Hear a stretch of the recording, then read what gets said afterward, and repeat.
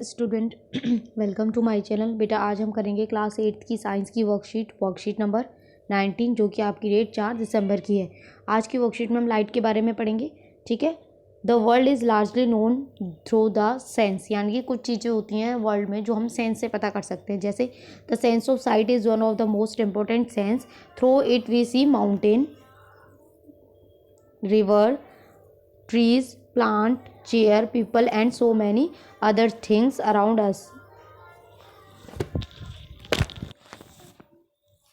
ये देखिए है ना, other things. As night we see the stars and moon, रात में हम मून और स्टार को देख सकते हैं। But how is seeing made possible, ये पॉसिबल कैसे है। व्हेन मेक थिंग्स विजिबल, कैसे दिखती हैं हमें चीज़ें। You may say that I C the object, आप ये कह सकते हैं कि भाई आँखें, आँखों की वजह से हम ऑब्जेक्ट को देख सकते हैं। लेकिन अगर आपको एक बंद कमरे में बंद कर दें, यानी कि डार्क रूम में, अंधेरे में, क्या आप चीज़ों को देख सकते हो? नहीं देख सकते। लेकिन उस टाइम भी तो आपके पास आइज़ होती हैं।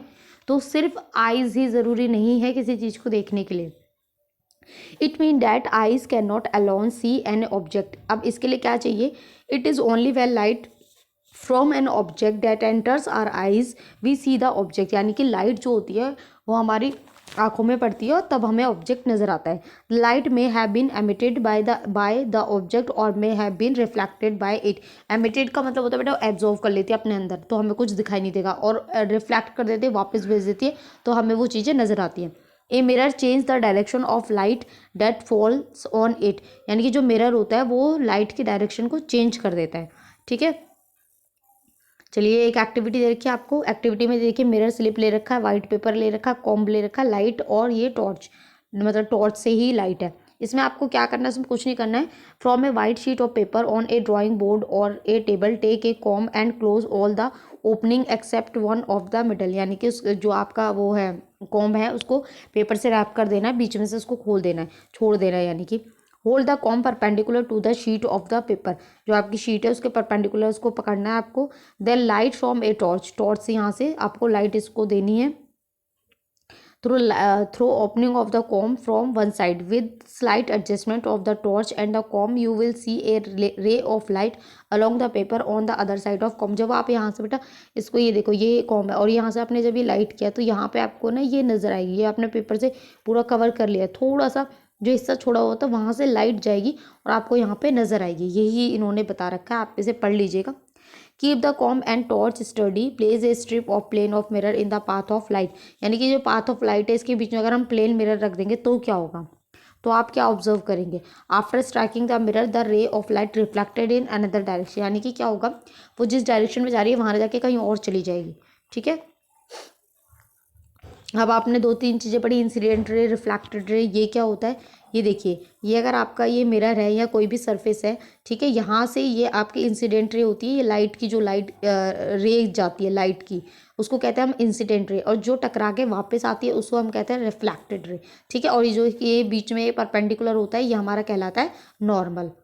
ये चीज़ क्लियर है? इंसिडेंट रे, द लाइट रे विच strikes any surface is called incident ray, यानी कि ये इस पर टकरा रही है सरफेस से। रिफ्लेक्टेड द रे विच come back from the surface after reflection, जो वापस आ गई, रिफ्लेक्शन रे। नॉर्मल क्या होता है? A line making an angle 90 degree with the object surface at a point where the incidence ray strikes the mirror is known as normal. देखिए ये इसने 90 डिग्री का एंगल बनाया हुआ दोनों साइड में। ठीक है। अब एंगल ऑफ इंसिडेंस पढ़ लेते हैं।